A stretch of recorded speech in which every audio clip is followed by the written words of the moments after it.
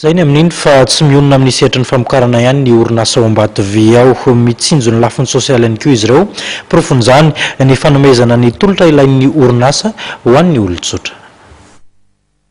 Manohana ireo mponina voakasika ny asa ataony ny orinasa Ambatovy ka automasiny raha anjaitra ny akanjo mitovy anaova mpiasa ny Ambatovy ohatra dia tsy ny mpampiasa orinasa goavana izy fa olon-tsotra no nampandreketiny an'izany. Anisan'ireo olona telo nifaninana nahazo tsena amin'ny fanamboarana akanjo mitovy na ny uniforme Ramatoa Razanamalala Eugenie ka izy no nahazo izany. Akanjo hatrany amin'ny 100 alina isa no efa vitany hatramin'ny 100 taona. Talohan'izay nanao asa tio dia niasa maloha zay dia avy eo nisy nanao formation zay dia tamin'ny 2008 zay nanao formation fa nanomboka zay nanjaitra ohatran'izao tamin'ny 2007 dia 2008 zay nisy formation ça fait andray ny projet Ambatovy zay tamin'izany. Anisan'ny tondran'ny orinasa Ambatovy fanampiana ihany koa ny mpiompin-trondro ao Moramanga ka taorian'ny fanampiana dia nahatratratra ny 7.5 taona ny vokatra trondro azo raha zana trondro 100 alina no nizaraina tamin'ny voalohan'ny taona.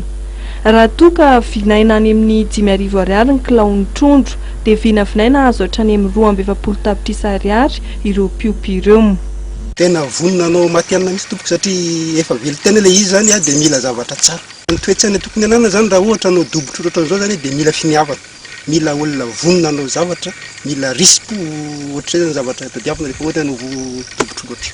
Raha ny fiasana Ambatovy aloha zao ny fatako an'izy amin'izao zaho miteny zany dia hoe tena mahafinaritra ary soa satria vonona nampy ny tantsaha maro ny zareo ary ezaka ampandroso ny faritra zay mety tianjareo esa.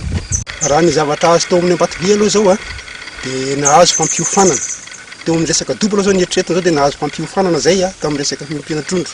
Eo amin'ny resaka ara-pampoliana koa zany zao dia nahazo fiofanana satria zareo zany karakaranay na amin'ny resaka zezika na amin'ny masom-boly na amin'ny fitaovana.